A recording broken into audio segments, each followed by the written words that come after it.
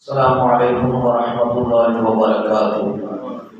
الحمد للہ نحمده ونستعینه ونستغفره ونؤمن به ونتوکل علیہ ونعوذ باللہ من شرور انفسنا ومن سیئات اعمالنا، من يهده الله فلا مضل له ومن يضلله فلا هادي له، أشهد أن لا إله إلا الله وحده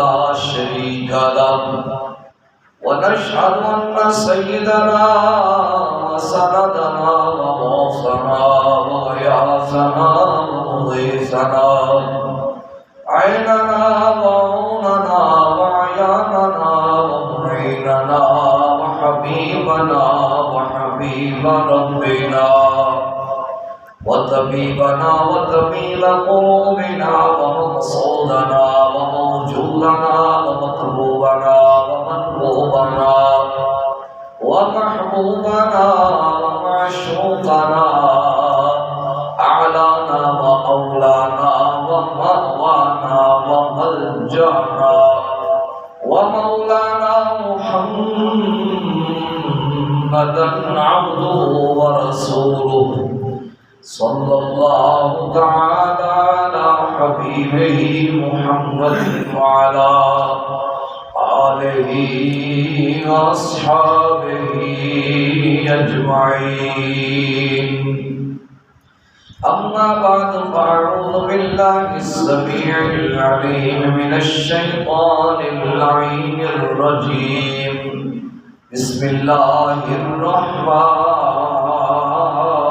الرحیم، رب اجعلنی مقیم الصلاة ومن ذریتی ربنا وتقبل دعاء، صدق اللہ مولانا العظیم وبلغنا رسوله النبی الکریم الرؤوف الرحیم، رب اشرح لي صدري ويسر لي امري واحلل عقدة من لساني يفقهوا قولي، رب زدني علما رب زدني علما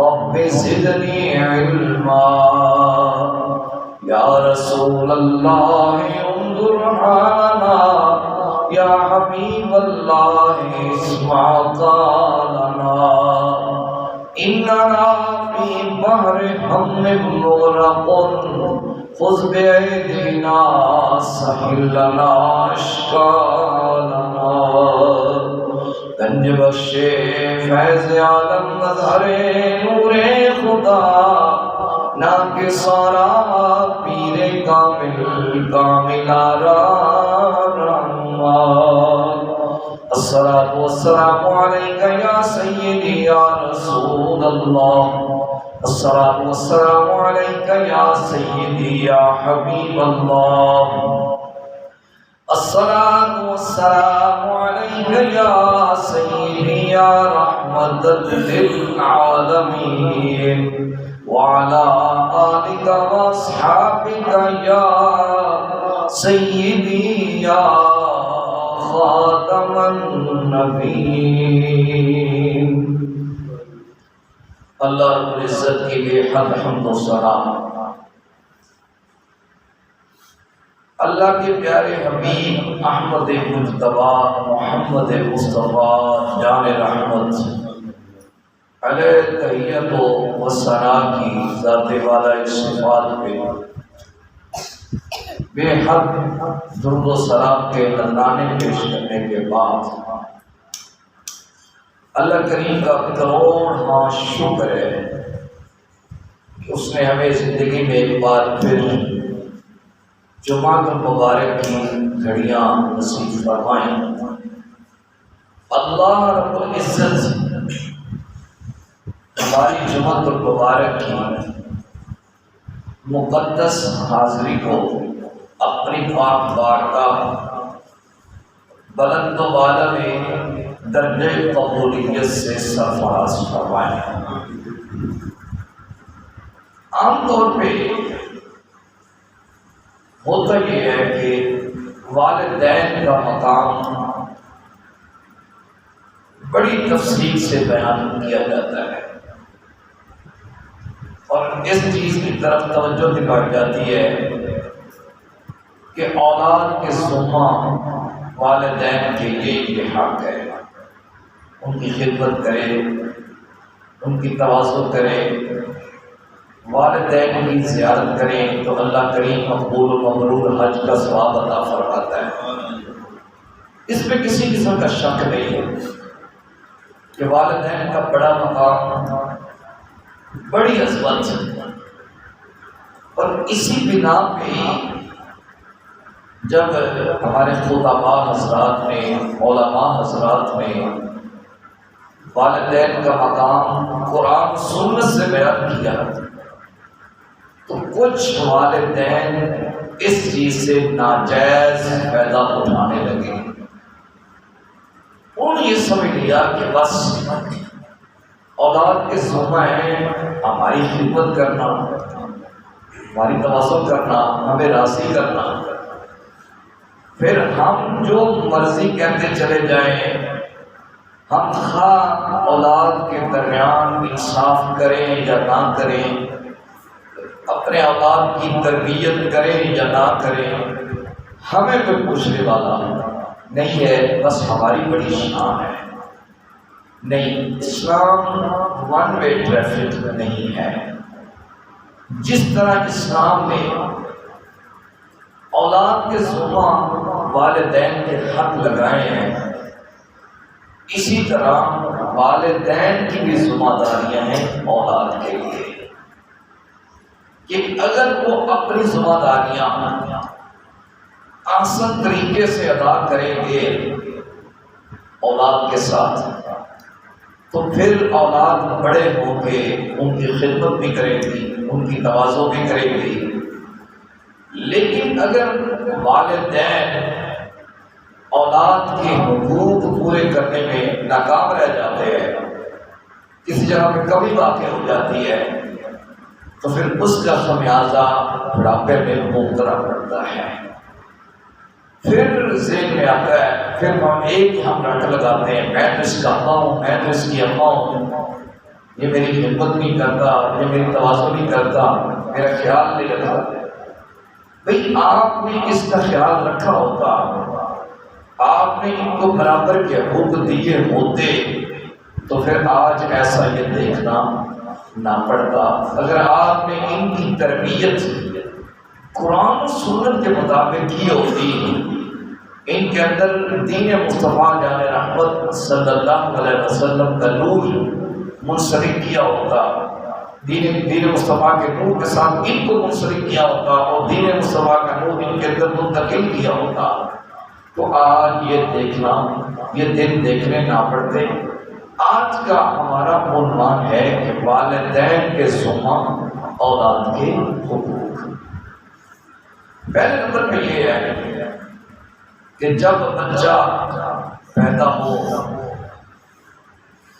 تو سب سے پہلے 7 دنوں کے اندر اس کا نام رکھا جائے۔ 7 دنوں کے اندر اپنے بیٹے کا، اپنی بیٹی کا نام رکھنا سنت مبارکہ ہے۔ نام رکھتے وقت جس چیز کی طرف بندے کی توجہ ہونی چاہیے، سب سے پہلے تو وہ نام رکھے جائیں جو میرے آقا کو پسند ہے، کیونکہ ہم نے کلمہ پڑھا ہے رسول اللہ صلی اللہ علیہ وسلم کا۔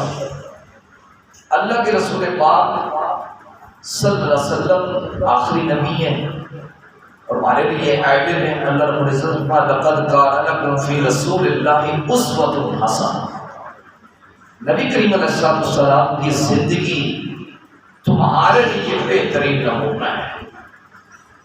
جس چیز سے بندے کو محبت ہوتی ہے نا، یا جس شخصیت کے ساتھ بندے کو محبت ہوتی ہے، بندہ ہر وہ کام کرنے کی کوشش کرتا ہے جو کام اس شخصیت کو، اس ذات کو پسند ہوتا ہے۔ بندہ اس کے اپوزٹ چلنے کی کوشش نہیں کرتا۔ اگر وہ اس کے اپوزٹ چلے تو پھر محبت کے دعوے میں جھوٹا ہے، محبت کے دعوے میں وہ بندہ سچا نہیں ہے۔ اب نام رکھتے وقت کوشش یہی کی جائے کہ وہ نام رکھے جائیں جو میرے آقا علیہ السلام کو پسند ہے۔ حضور صلی اللہ علیہ وسلم کو جو نام پسند ہے ان میں سب سے پہلے نمبر پہ ہے محمد، پھر ہے عبداللہ، پھر ہے حارث۔ یہ وہ نام ہے جو نبی کریم علیہ السلام کو بہت ہی زیادہ پسند ہے۔ اس پر ایک حدیث پاک بھی لے لیں، رسول اللہ صلی اللہ علیہ وسلم فرماتے ہیں قیامت کا دن ہوگا، اللہ رب العزت کی بارگاہ میں ایک بندے کو پیش کیا جائے گا، بندہ بڑا گناہگار ہوگا، بندہ بڑا بد کردار ہوگا، بڑا خطا کار ہوگا، بڑا ہی سیاہ کار ہوگا۔ اللہ فرمائے گا فرشتوں جی رب جلیل اس کو جنت میں بھیج دو۔ یا اللہ اس کے نام اعمال میں تو گناہ بڑے، بد کردار ہے، سیاہ کار ہے، خطا کار ہے، مجرم ہے، تو فرماتے ہے اس کو جنت میں بھیجو۔ اللہ فرماتا ہے ہاں اس کو جنت میں بھیجو۔ مولا کریم جیسے تیرا حکم تعمیل ہوگی، لیکن اس کی وجہ تو ارشاد فرمائی جائے، اللہ ارشاد فرمائے گا دیکھتے نہیں ہو اس کے نام کے ساتھ میرے یار کا نام لگا ہوا ہے، اس کے نام کے ساتھ میرے یار کا نام جڑا ہوا ہے، محمد احمد، محمد ارشاد، محمد منظور قادر، محمد رفیق، محمد سرور، اس کے نام کے ساتھ میرے یار کا نام جڑا ہوا ہے، جس کو میرے یار کے نام سے نسبت ہو گئی ہے، میں بولا اس کو عذاب کیسے دے سکتا ہوں؟ تو سب سے پہلا فائدہ یہ ملا کہ اگر ہم اپنے بچوں کے نام کے ساتھ حضور صلی اللہ علیہ وسلم کے اسم گرامی کی نسبت دے دیتے ہیں، محمد رکھ دیتے ہیں یا احمد آخر میں لگا دیتے ہیں جیسے نیاز احمد، تو اس کا فائدہ یہ ہوگا کہ ہمیں کل قیامت کے دن اس نسبت کی برکت سے اللہ رب العزت جنت عطا فرمائے گا۔ یہ تو ہے وہ فائدہ۔ اگر میرے نام کے ساتھ محمد ہے یا احمد ہے تو کم از کم میں ایسا کام جو غیر شرعی ہوگا ایک مرتبہ کرتے ہوئے ضرور ہچکچاہٹ محسوس کروں گا کہ لوگ کہیں گے کہ اس کا نام کتنا خوبصورت ہے، اس کے کام کتنے گندے ہیں، یعنی میں خود بھی اس نام کا حیا کروں گا۔ تیسری بات جو نام رکھا جاتا ہے نا، اس کا بندے کی طبیعت پہ بڑا اثر پڑتا ہے، اور وہ جو اثر ہوتا ہے یہ بڑھاپے تک ساتھ ساتھ چلتا ہے۔ تو اس لیے نام رکھتے وقت مثال کے طور پہ ہم کسی کا نام رکھ دیتے ہیں محمد عبداللہ۔ اب عبداللہ کا معنی کیا ہے؟ اللہ کا بندہ۔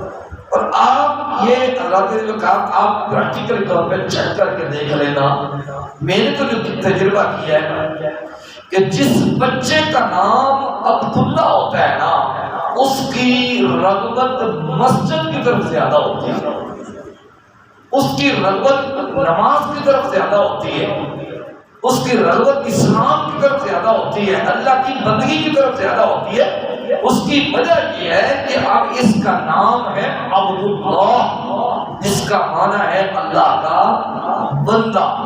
اب اس نام کے جو اثرات ہیں کہ اس کی طبیعت پہ بچپن سے ہی مرتب ہونا شروع ہو گئے، تو نام رکھتے وقت اس چیز کا خیال رکھا جائے، جب بھی بچے کا نام رکھا جائے تو اس کی نسبت ایک سرکار کے ساتھ ہو جائے، پھر اس کی جو نام کے اثرات ہیں اس کی طبیعت پہ مرتب ہوتے ہیں۔ آج نام کیا رکھے جاتے ہیں؟ سورج۔ نام کیا رکھے جاتے ہیں؟ مجھے تو اذان، اس کا کیا معنی ہے؟ اذان، اعلان، کیا اعلان، کس طرح کا اعلان؟ اذان علی کا اعلان، یا اور کوئی نام بتائے جو اس طرح جالب؟ سورج، تو یہ بھی نام ہے، سورج بھی نام ہے۔ تو یہ ایسے نام نہیں رکھنے چاہیے جن کی کوئی حقیقت ہی نہ ہو، جن کا کوئی مفہوم ہی نہ ہو، جن کا کوئی معنی ہی نہ ہو۔ تو اس لیے نام پہلا جو والدین پہ حق ہے کہ بچوں کا نام رکھیں۔ نام کے بڑے اثرات ہوتے ہیں۔ حضرت عمر فاروق رضی اللہ عنہ کے پہلے میں بات کر چکا ہوں کہ ایک بندہ اپنے بچے کو لے کے آ گیا، حضور یہ میری نافرمانی کرتا ہے۔ حضرت عمر اس کو ہاتھ لگانے لگے، اس نے کہا جی میرا بھی کوئی حق ہے جی۔ اس نے 3 باتیں کی، ان میں سے ایک بات یہ تھی کہ اس نے میرا نام ایسا رکھا ہے جس کا معنی ہے گندا کیڑا۔ لوگ مجھے گندا کیڑا کہہ کے بلاتے ہیں، اب میں اس کی فرمانبرداری کیسے کر سکتا ہوں؟ تو اس سے پتہ یہ چلا کہ جو نیمز ہوتے ہیں ان کا بندے کی طبیعت پہ بڑا اثر ہوتا ہے، تو اس چیز کا خیال رکھنا بہت ضروری ہے۔ اگلا حق اس کے ختنے کروانا، سنت ابراہیمی ہے۔ رسول اللہ صلی اللہ علیہ وسلم سے پہلے حضرت ابراہیم علیہ السلام کے دور سے چلتا آ رہا ہے، جو کہ ہم ملت ابراہیمی پہ ہیں، تو خطرے کروانا یہ بھی والدین کی ذمہ داری ہے۔ اور کوشش یہ کی جائے کہ ختنے بھی 7ویں دن کروا دینے چاہیے یا اس سے پہلے کروا لینے چاہیے۔ اگر آپ لیٹ کرتے ہیں، فرض کریں کچھ لوگوں کو دیکھا گیا ہے کہ جب بچہ 5-7 سال کا ہو جاتا ہے تو اس کے بعد کرواتے ہیں۔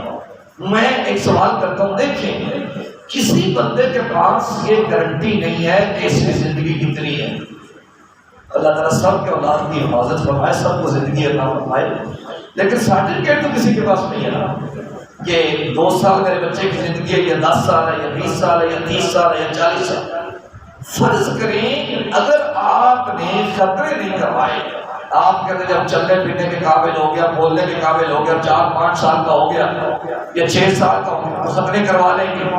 میں ایک سوال کرتا ہوں کہ اگر یہ بچہ پہلے فوت ہو جاتا ہے تو آپ نے یہ اسلام غصب کیا ہے، یہ آپ نے ناانصافی کی ہے، اس کے ختنے نہ کروا کے۔ تو لہٰذا اس چیز میں بھی غفلت نہیں برتنی چاہیے، اس کے ختنے کروا دینے چاہیے۔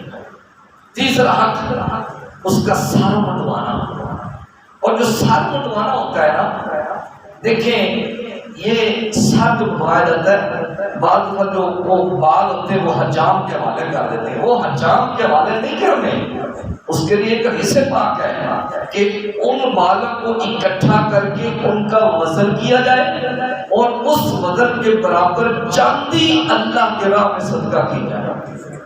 اس وزن کے برابر چاندی اللہ کے راہ میں صدقہ کرنی ہوتی ہے، یہ ضروری ہوتی ہے، سنت ہے، واجب تو نہیں ہے، سنت ہے تو سنت ادا کرنی چاہیے۔ وہ کتنے سے بات مان جاتے ہیں، وہ کتنے سے ہوتے ہیں، چاندی نہیں لے سکتے تو اس کی ریٹ پوچھ کے اور قیمت اللہ کی راہ میں صدقہ کر دیں، کسی مدرسے کو دے دیں، کسی مستحق کو دے دیں، کوئی فقیر ہو مساکین ہو اس کے گھر میں پہنچا دیں۔ تو یہ تیسرا جو حق ہے کہ اس کے بالوں کے برابر چاندی اللہ کی راہ میں صدقہ کر دیا جائے۔ چوتھا حق کیا ہے؟ چوتھا حق یہ ہے کہ اگر اللہ پاک نے ہمت دی ہے، توفیق دی ہے، اگر بچہ ہے تو اس کے لیے 2 بکرے اللہ کی راہ میں صدقہ کیے جائیں، یعنی بطور عقیقہ۔ اگر بچی ہے تو اس کے لیے 1 بکرا، وہ بکرا لے لیں، چھترا لے لیں، وہ کوئی بھی ہو، جو قربانی کے مسائل ہیں وہ سارے کے سارے عقیقہ کے مسائل ہیں۔ اب مجھے آپ بتائیں عقیقہ کیا ہوتا ہے؟ صدقہ۔ جب ہم صدقہ کرتے ہیں تو صدقے پر کسی قسم کا معاوضہ دیتے ہیں۔ مثال کے طور پہ میں نے قربانی کی، اب میں قربانی کا گوشت اس بندے کو کھلا رہا ہوں یا اس بندے کو دے رہا ہوں، اب اس کے عوض میں کچھ دوں گا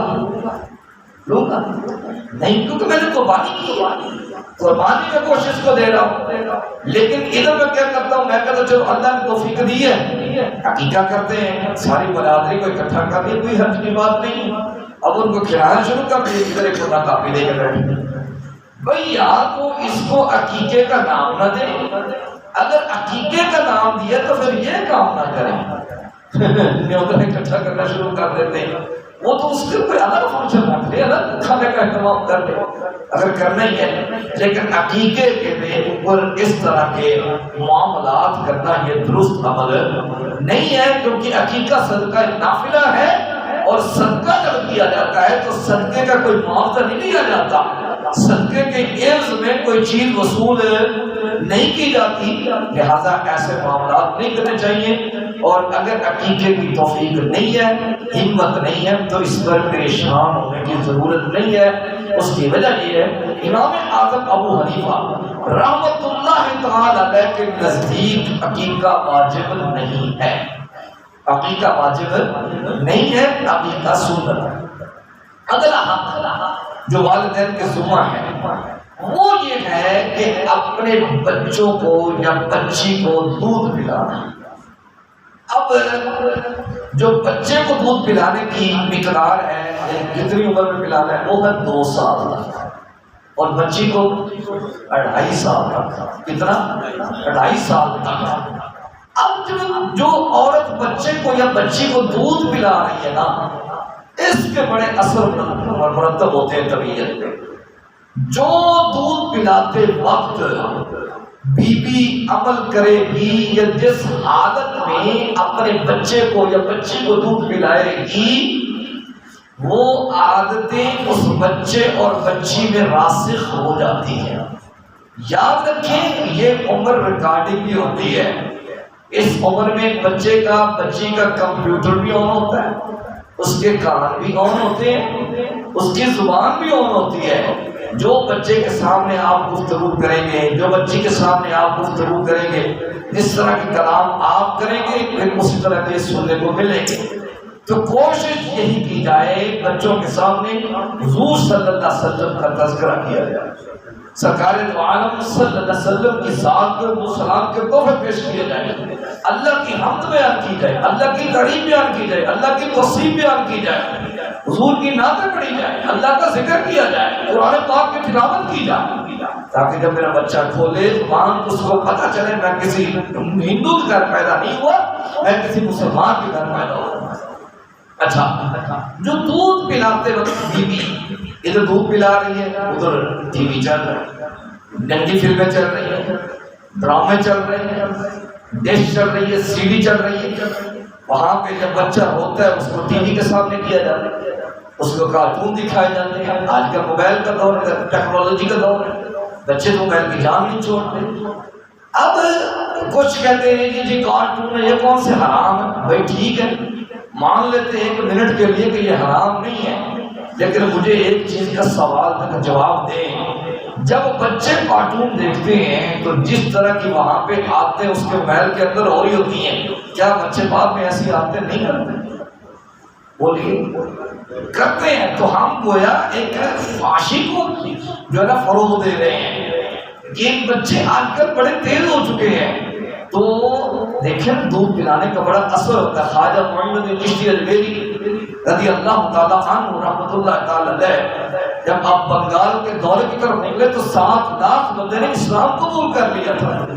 واپس آ کے اپنی اماں سے کہا جب میں نکلا ہوں تو 7 لاکھ بندے نے کلمہ حق کو قبول کر لی ہے، کلمہ حق کی گواہی دے دی ہے، اللہ کی وحدانیت کی گواہی دے دی ہے، رسول کریم صلی اللہ علیہ وسلم کی رسالت کی گواہی دے دی ہے۔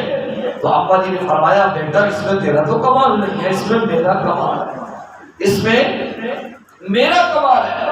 ابا جی کمال واقعہ کا آپ کا ہی ہے، تو مجھے بتائیے تو صحیح کہ آپ کا کمال کیسے ہے؟ فرمایا بیٹا میں جب تجھے دودھ پلاتی تھی تو باوضو ہو کے پلاتی تھی، پہلے وضو کرتی تھی پھر تجھے دودھ پلاتی تھی، اور جب تجھے دودھ پلاتی تھی میں گانے نہیں گاتی تھی، جب تجھے دودھ پلاتی تھی میری زبان سے غیبت نہیں نکلتی تھی، جب تجھے دودھ پلاتی تھی میری زبان سے چغلی نہیں نکلتی تھی، جب تجھے دودھ پلاتی تھی میری زبان سے گالیاں نہیں نکلتی تھی۔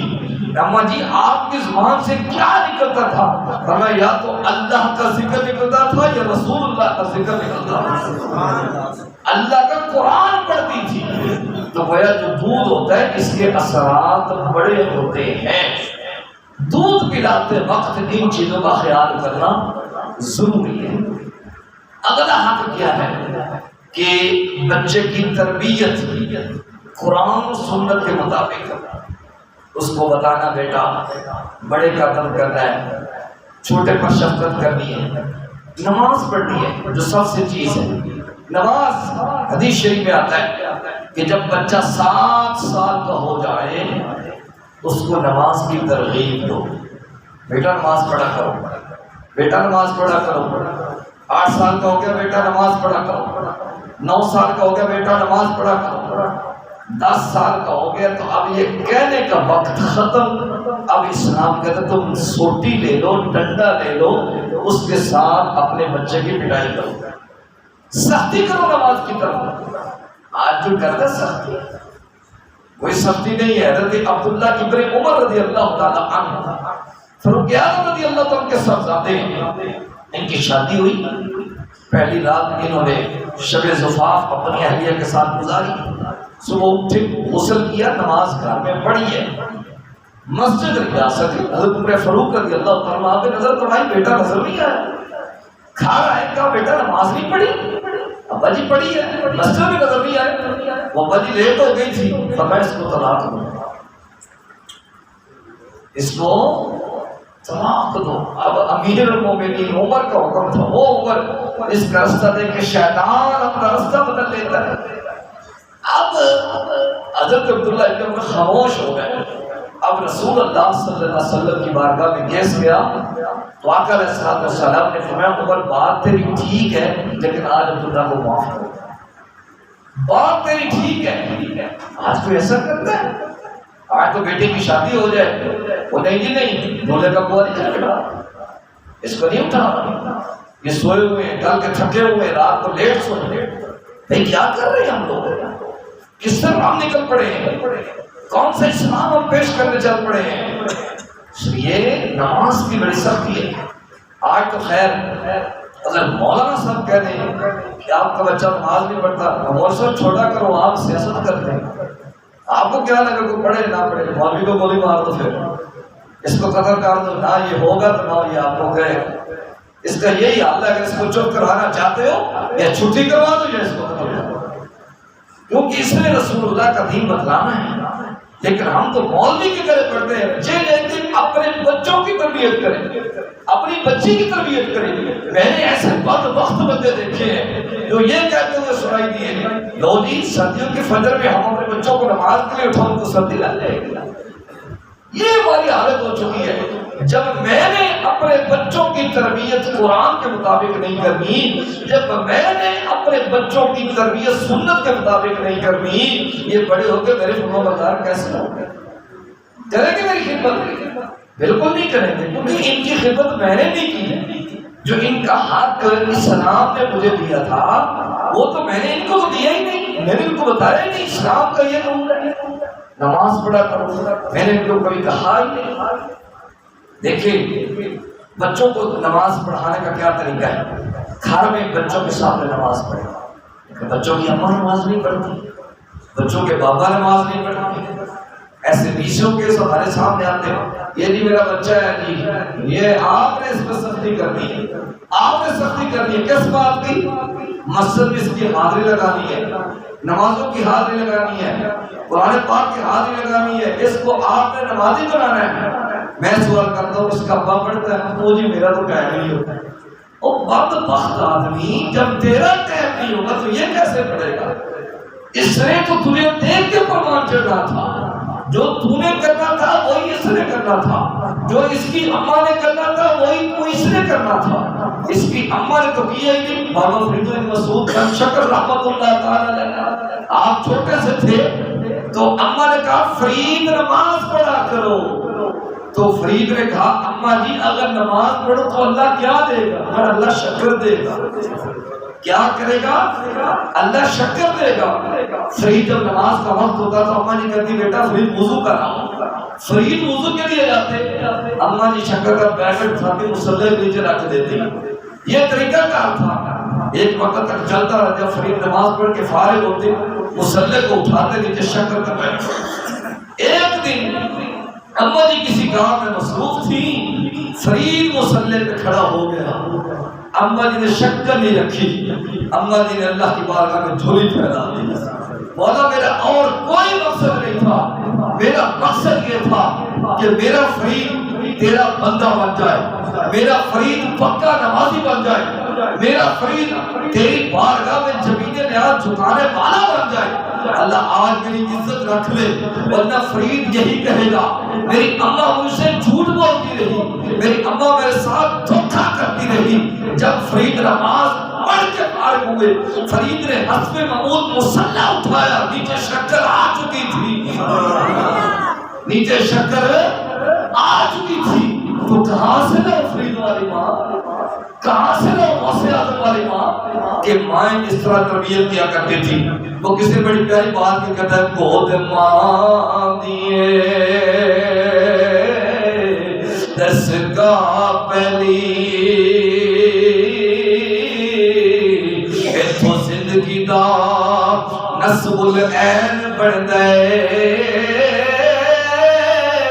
اتھو داتا خواجہ فرید بن کے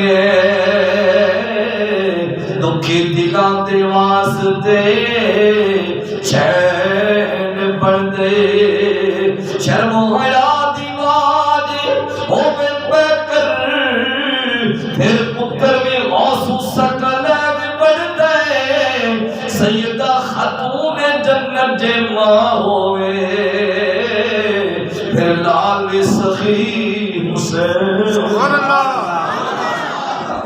تو کہاں سے لو ایسی مائیں اللہ کے ذکر؟ اس ماں نے تو اپنے بچوں کی تربیت کرنی تھی۔ اور سیاست رضی اللہ تعالیٰ پہلے بھی آپ نے سن رکھا کہ قافلے نے آپ کو لوٹا، ڈاکوؤں نے آپ کے قافلے آپ کے پاس بھی ہے، میرے پاس کیا 40 دینار، انہوں نے ڈھونڈا ملے نہیں، تو کہا بیٹا تم چھپا سکتے تھے، کہا میری اماں نے مجھے روکا جھوٹ نہیں بولنا۔ آج اماں خود کہتی ہے جیسے کرنا ویسے کرنا، شام کو پیسے آنے چاہیے، ایسے ہے کہ نہیں؟ مجھے نہیں پتا جائز طریقے سے لانے ہیں یا ناجائز طریقے سے لانے، پیسے آنے چاہیے، لیکن ماں کی ذمہ داری ہے، باپ کی ذمہ داری ہے جھوٹ نہیں بولنا۔ دیکھیں مائیں کیسی تربیت کرتے ہیں۔ حضرت ربیع بن نافع رضی اللہ تعالیٰ عنہ، حضرت ربیع یہ ایک مرتبہ تجارت پہ چلے گئے، مدینہ شریف کی بات ہے، اس وقت تاجر جب جاتے تھے تو لمبی تجارت کرتے تھے، کئی سال نہیں جاتے تھے۔ یہ جب جانے لگے تو ان کی بیوی حاملہ تھی، ان کی بیوی ان کو دروازے پہ رخصت کرنے کے لیے آئی، تو انہوں نے کہا کہ جو میرے پیٹ میں ہے بچہ ہے یا بچی ہے اس کا کیا کرنا ہے؟ کہا میں اس کو اللہ کے حوالے کرتا ہوں۔ کس کے حوالے؟ اللہ کے حوالے کرتا ہوں۔ جاتے ہوئے حضرت ربیع 30,000 دینار بطور امانت رکھ گئے تھے کہ میں آؤں گا تو واپس لے لوں۔ حضرت ربیع رضی اللہ تعالیٰ عنہ آپ جب تشریف لے گئے، یا نافع یا ربیع ہے، تو یہ جب تشریف لے گئے تو یہ ان کا جو واپسی کا ٹائم تھا یہ تقریباً 28 سال کے بعد واپس آیا۔ کتنی دیر کے بعد؟ 28 سال کے بعد واپس آیا۔ اب بندہ اپنے گھر میں جب جاتا ہے دروازہ کھٹکھٹاتا تو بے تکلفی کے ساتھ دروازہ کھٹکھٹاتا ہے۔ یہ جب اپنے گھر کے دروازے پہ گئے، انہوں نے بے تکلفی کے ساتھ دروازہ کھٹکھٹایا بڑے زور سے۔ اندر سے ایک نوجوان بچہ آیا جس کے سر پہ امامہ ہے اور جس کے چہرے پہ سنت رسول سجی ہوئی ہے۔ اس نے کہا بابا شرم نہیں آتی؟ شریفوں کے گھر ایسے آیا جاتا ہے جیسے تو آ رہا ہے؟ تو آگے سے بابے نے کہا تجھے شرم نہیں آتی؟ شریفوں کے گھر تیرا کیا کام؟ اس کو پتہ نہیں ہے میرا باپ ہے، ان کو پتہ نہیں ہے میرا بیٹا۔ اندر سے ان کی بیوی نے کہا آپ دونوں غلط فہمی میں مبتلا ہو گئے۔ اپنے بچے سے کہا یہ تیرے ابا جان ہیں، یہ تجارت پہ گئے ہوئے تھے، یہ آج واپس آئے ہیں، اور اپنے شوہر سے کہا یہ تیرے بیٹے ہیں، یہ تیرے بیٹے ہیں۔ اب باپ بیٹا دونوں صدیوں کے پچھڑے ہوئے ملے، جی بھر کے روئے۔ باپ نے بیٹے کو گلے سے لگایا، بیٹے نے اپنے باپ سے پیار کیا۔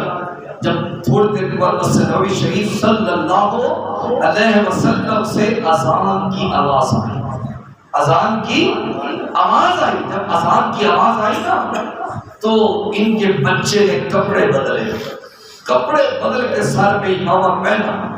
جب بچہ نماز کے لیے گیا چلا تو بیوی سے کہا کہ میری امانت واپس کرو۔ بیوی نے کہا پہلے نماز پڑھاؤ پھر تم اپنی امانت لے لینا۔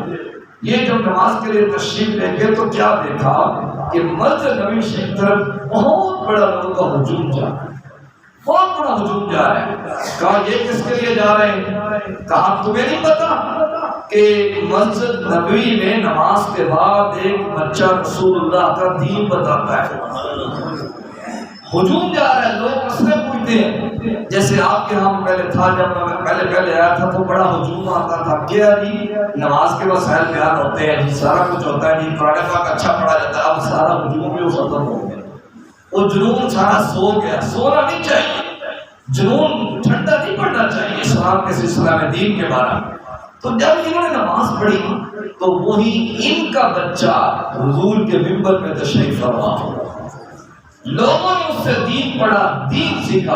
اب گھر گئے تو ان کی آنکھوں سے آنسو بھی رو رہے. بیوی نے کہا بتا اس جیسا عالم بیٹا چاہیے یا 30,000 دینار چاہیے؟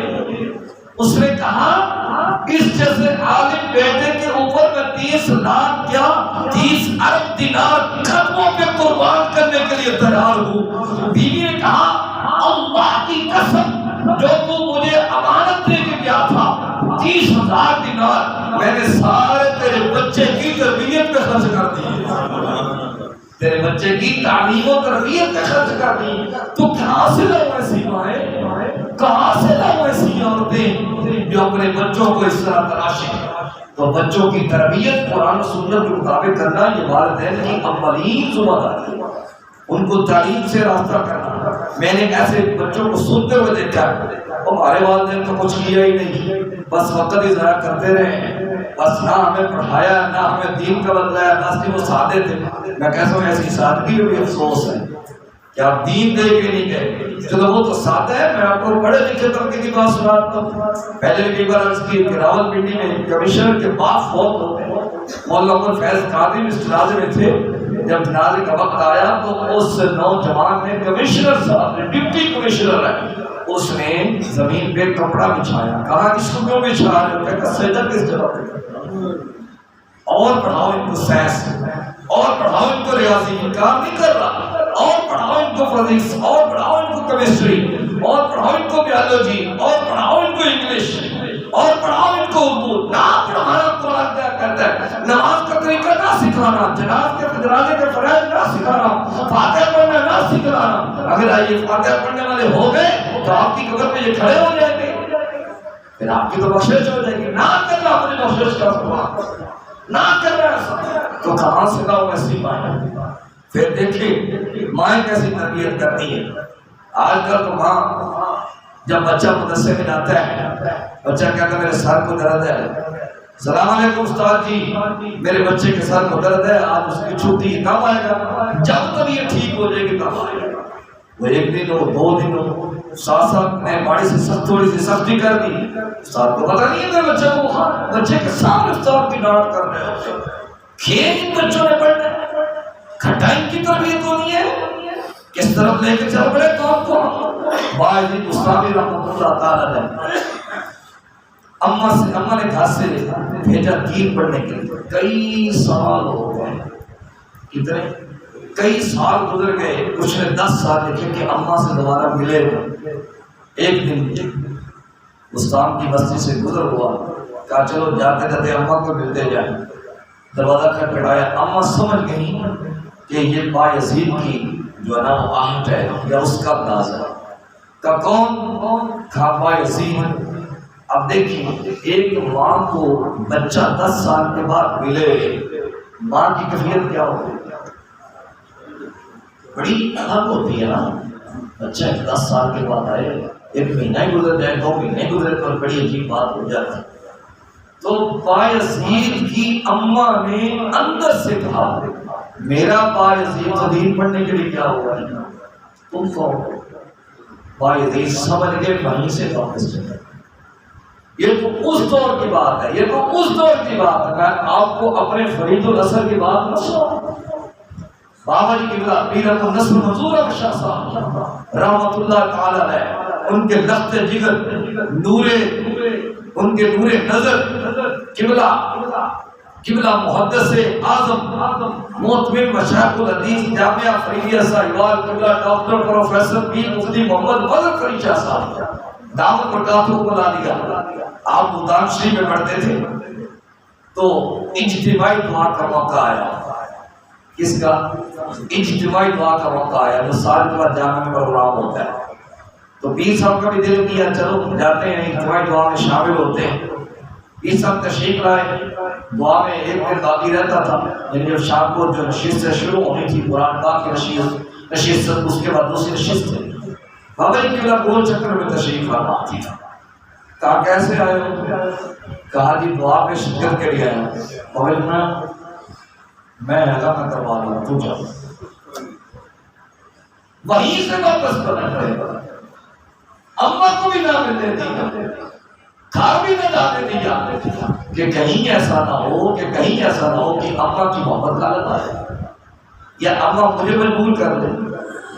تو یہ دیکھیں اگر اس طرح ہم اپنے بچوں کی تربیت کریں گے نا تو پھر ان کے اندر دین میں نور چمکے گا۔ اس طرح کا ان کا ذہن بنانا چاہیے۔ لیکن میں تو سب دین کا ایک اور بات تھی، بڑی شکر کرو میرا بچہ دو پڑھ لے، ہاں میرے سے تو کوئی احسان کرنا، شکر کرتے ہوتا ہے اس طرح، کوئی شکر ہے کوئی دو دن پڑھ لے بھائی بابا، اس طرح جان نہیں چھوڑے، اس طرح بخشش نہیں ہوگی۔ وَأْمُرْ أَهْلَكَ بِالصَّلَاةِ وَاصْطَبِرْ عَلَيْهَا۔ اللہ فرماتا ہے خود بھی نماز پڑھو، اپنے گھر والوں کو بھی نماز پڑھو۔ گھر والوں سے مراد کون ہے؟ بیوی ہے، بچے ہے، بچی ہے، اہل خانہ ہے۔ دیکھیں نا عورت 4 بندوں کو ویسے جنم میں لے کے جائے، کتنے بندوں کو؟ 4 بندوں کو۔ نمبر 1 باپ، نمبر 2 بھائی، نمبر 3 بیٹا، نمبر 4 شوہر۔ اور 4 بندوں کو جہنم میں لے کے جائے گی، اللہ کی بارگاہ میں شکوہ کرے گی، مولا کہ میرا باپ تھا، اس کو یہ تو جلدی ہوتی تھی، میرے کپڑے استری کر دو، ناشتہ تیار کر دو، میں نے مربے جانا ہے، میں نے کچہری جانا ہے، میں نے دفتر جانا ہے، میں نے فلاں جگہ پہ جانا ہے، میں نے شادی پہ جانا ہے، فلاں جگہ پہ جانا ہے، بڑی کھبر ڈالتا تھا، بڑا روپ ڈالتا تھا۔ یہ بھی اس نے کبھی کہا تھا بیٹا تمہیں فجر بھی پڑھی یا نہیں پڑھی؟ اسی طرح بیٹے کا کیس ہے، یہ بڑی ضد کرتا تھا، بڑا ضد کرتا تھا، میرے ساتھ لڑ پڑتا تھا، مجھے پتا نہیں ہے میں نے کالج جانا ہوتا ہے، میں نے سکول جانا ہوتا ہے، میرے کپڑے بھی اس میں یونیفارم بھی اس میں میں نہیں جاتا، تو اس کو بھی جہنم میں ڈالا جائے گا۔ اسی طرح بھائی کی ماری آئے گی، پھر شوہر کی ماری، تو اس لیے یہ جان چھوٹنے والی نہیں، والدین کی ذمہ داری ہے اپنے بچوں کی تربیت کرنا۔ اس کے بعد ذمہ داری ہے شادی کرنا، شادی اچھی جگہ پہ کرنا، شادی ایسے اور سے نہ ہو سکول کی طرح پڑھی ہوئی ہے، سونا کیا ایم اے کی ٹیچر، ہاں یہ ٹیچر ہے، جناب کتنی ہے 2 کلے آئے جائیں گے، کیا یہ رشتہ نہیں جانا چاہیے، سیلری کتنی ہے 50,000، کیا بات ہے، یہ رشتہ نہیں جانا چاہیے۔ اچھا اور بچی خوبصورت ہے، ہاں بچی خوبصورت ہے، ٹھیک ہے خوبصورتی ہونی چاہیے، وہ بھائی نماز کا کس نے پوچھنا ہے، قرآن کا کس نے پوچھنا ہے، یہ کس نے پوچھنا ہے کہ اس بچی کا کردار کیسا ہے، اس بچی کا کردار سیدہ زینب کی اس کے کردار سے خوشبو آتی ہے یا نہیں آتی؟ حضرت فاطمہ زہرا کے کردار کی خوشبو آتی ہے جو ویسے کلیجہ فاطمہ نام رکھ دیا۔ ان بنا پہ ہم شادیاں نہیں کرتے۔ رسول اللہ صلی اللہ علیہ وسلم نے فرمایا مال حسن اور ظلم کی نیت سے نکاح نہ کرو بلکہ دین کے بنا پہ نکاح کرو۔ یہ نہیں کہ اس بچی کا مال اتنا ہے یا اس بچے کا مال اتنا ہے تب نکاح کر لیں، جناز اتنی آ جائے گی، وراثت بھی آ جائے گی، یا حسن ہے خوبصورتی ہے یا ظلم ہے کہ چلو تم نے ویسے تو مجھے بڑا تنگ کیا ہے میں نکاح کر کے تیرے ساتھ ظلم کروں گا، تینوں صورتوں میں نکاح حرام ہے۔ دین کے بنا پہ نکاح کرنا چاہیے کہ بچی دین بھی جانتی ہے یا نہیں، بچہ دین بھی جانتا ہے یا نہیں، قرآن بھی پڑھے ہوئے ہیں یا نہیں، نماز بھی پڑھتے ہیں یا نہیں، احکام شریعت کی پابندی بھی کرتے ہیں یا نہیں کرتے۔ ان کی شادی کرنا اور کوشش یہی ہونی چاہیے کہ بچے کی یا بچی کے ہم پلہ ہو صورتحال۔ ایسا نہیں ہے کہ بچی بینک ملازم ہے تو بچہ 5 منٹ پڑا ہوا پھر وہ ساری عمر بیچارہ پانی بھرتا پھرتا، پھر جب اس کی مسز بولتی تو مجھے کون سا کما کے دے گا، میں تو خود اپنی کمائی کر رہا ہوں، لعنت ہے تیرے اوپر۔ اپنے شوہر سے آگے سے بولتی ہے، اس میں ماں باپ کا قصور ہے۔ ماں باپ نے صرف لالچ دیکھا، صرف جنات دیکھی، صرف بینک بیلنس دیکھا، صرف تنخواہ دیکھی، صورت حال نہ پاپی کہ میرے بچے کی تعلیم کیا ہے اور اس بچی کی ایجوکیشن کیا ہے، کہیں ایسا نہ ہو کل میرے بچے کے گھر ہی نہ پڑ. بولیے ایسا ہوتا ہے یا نہیں ہوتا؟ بولیے. بالکل ہوتا ہے. تو ان چیزوں کو سمجھنے کی ضرورت ہے. شادی ایسی جگہ میں کرنی چاہیے. پھر شادی کر کے پھر یہ نہیں ہونا چاہیے کہ بہو ہمارے قبضے میں رہے، اس کے بھی حق ہے. یا شوہر ہمارے قبضے میں رہے اپنی بیوی کو کچھ نہ دے، یہ حق تلفی ہے سر. یہ پچھلے میں ہم بات کر چکے ہیں. تو ان طرح کے معاملے. اس کے بعد ہے وراثت کا مسئلہ. یہ بھی ہم پچھلے میں ڈسکس کر چکے ہیں. پھر اشارہ دے دیتا ہوں. جی میں نے بیٹی کو عمرہ نہیں کروایا تھا، جی میں نے بیٹی کو زیور نہیں بنوا کے دے دیا تھا، میں نے اس کی شادی نہیں کر یہ نہیں کر دیا، اس کو پوری عمر کھلایا نہیں، کھلایا احسان کیا، تیرے اوپر ذمہ داری نہیں تھی. تجھے کس نے کھلایا؟ مگر تو نے اس کو کھلایا. تجھے کس نے کھلایا؟ تجھے اللہ نے کھلایا. تجھے اللہ نے ہمت دی ہے، تو نے اس کو کھلایا. ہاں اس بچی کا رزق تیری کفالت میں تھا تو تب اس نے تیرے گھر سے کھایا. اگر یہ بچی کسی اور کے گھر پیدا ہو جاتی تو اس سے کھا لیتی. اگر اس کی قسمت میں عمرہ ہوتا تو ویسے ہی کر لیتی. اس کے مال سے اس کی جائیداد سے عمرہ کر کے اس پہ احسان نہ کر میرے بھائی. اس کے مال سے اس کو زیور بنوا کے اس پہ احسان نہ کر. کل جب بہن دروازے پہ آئے بھائی مجھے میرا حصہ چاہیے، مجھے میرے سسرال والے دام کرتے ہیں، مجھے میری جائیداد سے حصہ دو، تو آگے سے بھائی کہتے ہم نے تجھے عمرہ کروا دیا، حضراتے بھی ہم نے تجھے زیور بنوا کے دے دیا، ہم تجھے 10 لاکھ کا جہیز دے دیا. نہ دیتے جہیز. جہیز دینا فرض تھا، عمرہ کروانا فرض تھا، زیور کروانا فرض تھا. کس نے کہا ہے؟ نکاح کو ہم نے مشکل تو خود کر دی، شادی کی مشکل تو ہم نے خود کر دی. پھر نمائشیں ہوتی ہیں، اس میں کئی بچوں کے حقوق آپ مسئلہ کرتے ہیں. اللہ اعلان سنیے فلاں گھر میں بچی کا سامان آ گیا، سامان جا کے دیکھو لاکھوں روپے کا سامان ہوتا ہے. اگر کسی کی چیخ نکل گئی تو مر کے تو آپ کا سامان کس ہاتھ میں جائے گا؟ کسی کی چیخ نکل گئی کاش میرے ابے کے پاس اتنی ہمت ہوتی، میرا ابا مزدور نہ ہوتا، میرا ابا بلے دار نہ ہوتا، میرا ابا بھی آج مجھے اتنا جہیز دیتا. کسی کے دل سے آہ نکل گئی، آپ کا لاکھ کا سامان رہنا ہو جائے گا، آپ کو کسی قسم کا کوئی فائدہ نہیں ہے. پھر اتنی بڑی بڑی محفلیں کروانا میں کوئی انکار نہیں کرتا. مجھے بھابھی نہ کہہ دینا، کہہ بھی تو کوئی پریشانی نہیں ہے. مجھے تو کل بڑی ایک عجیب بات سننے میں ملی آپ کے گاؤں سے. بڑی عجیب بات ہے شاہ صاحب، بڑی عجیب بات بتاؤں. مجھے ایک بندے نے پوچھا کہ آپ پہلے اہل حدیث ہیں؟ انا للہ و انا الیہ راجعون.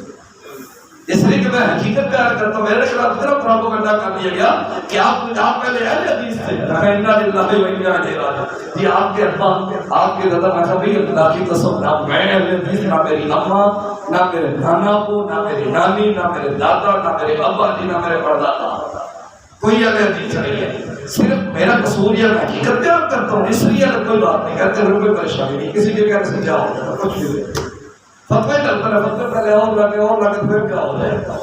تو بڑی بڑی محفلیں کروانا، نمائش کروا کے ہم نے رات رات خانوں کو اتنا امیر کر دیا، 2.5 لاکھ روپے ان کو دے دیے. یتیم بچیاں بلک رہی ہیں، غریب بچے بلک رہے ہیں. ان کی شادیاں کس نے کرنی ہیں؟ یہ اگر ان کی شادیاں کروا دی ہیں تو یہ محفل سے کہیں زیادہ افضل ہے. محفل کروائیں بے لوث نعت خواہ نہیں بلائے جاتے، ان کو نعت نہیں پڑھنی آتی. جو رسول اللہ کے رضا کے لیے نعت پڑھتے ہیں ان کو نعت پڑھنی نہیں آتی. جو رسول اللہ کے رضا کے لیے دین بیان کرتے ہیں ان کو تقریر نہیں آتی. 50,000 دینے والے نعت پڑھتے کیا ڈرامہ بنا رکھا ہے ہم نے دین کے ساتھ. کس طرح ہم چل پڑے رات کی رات نعت خان کو امیر کر دیا. مولوی کہہ دے تو اس کی تنخواہ پہلے بہت زیادہ، اس کی تنخواہ نہیں بڑھانی، یہ امیر ہے. نعت خان کو رات رات 2.5 لاکھ دے دیا، کوئی پریشانی نہیں ہے. شیخ الحدیث علامہ صاحب، مفتی صاحب، مولوی صاحب، جس نے 40 سال نماز پڑھائی وہ پیر نہیں بن سکتا، وہ اپنے گھر نہیں بنا سکتا. اس کا یہ قصور ہے وہ دین بیان کرتا ہے، اس کا یہ قصور ہمیں نمازیں پڑھاتا ہے، اس کا یہ قصور ہم رسول اللہ کا دین بتاتا ہے، اس کا یہ قصور ہے. اس لیے ذات دی بتا ہمیں کچھ سمجھنا چاہیے ہم کس طرف نکل پڑے ہیں. دین کی حقیقت تو ہم نے بس کچھ ڈال دیا.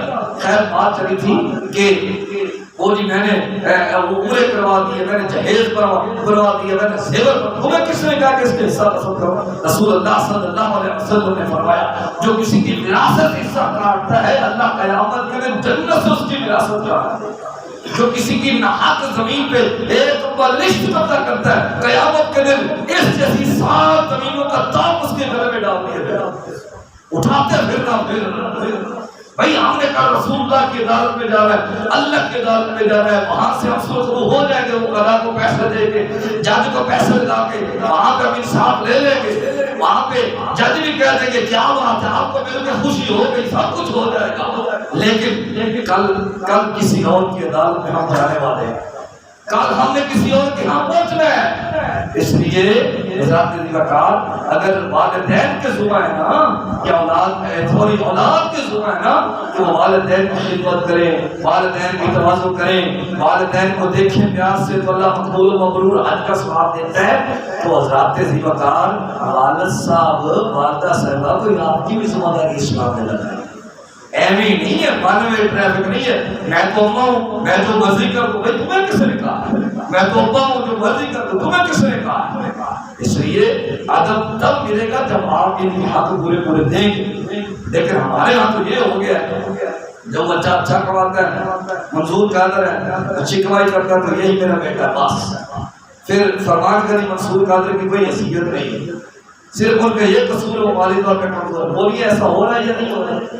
بولیے ایسے ہی ہو رہا ہے، جو بچہ اچھا کماتا ہے اماں بھی اس کے گیت گاتی ہے، ابا بھی اس کے گیت گاتے ہیں، بہنیں بھی اس کے گیت گاتی ہیں، بھابیاں بھی گاتی ہیں، وہی ٹھیک ہے۔ صرف میں نے تو ایسے لوگوں کو دیکھا ہے، میں آپ کو کیا بتاؤں، جو مالدار ہوتا ہے اس کا فون آ رہا ہے تو اماں کام میں لگ جاتی ہے، اس سے بات کیسے کریں، وہی تیرا بیٹا ہے، خدا کا خوف کر، اس ناج پہ تو نے اس کو بچایا، یہ خود نہیں پہنچا، اس کو پہلے کھینچ کے رکھی، ماں ہوگا تیرا اپنی جگہ ہوگا، میرے سارے بیٹے ہیں۔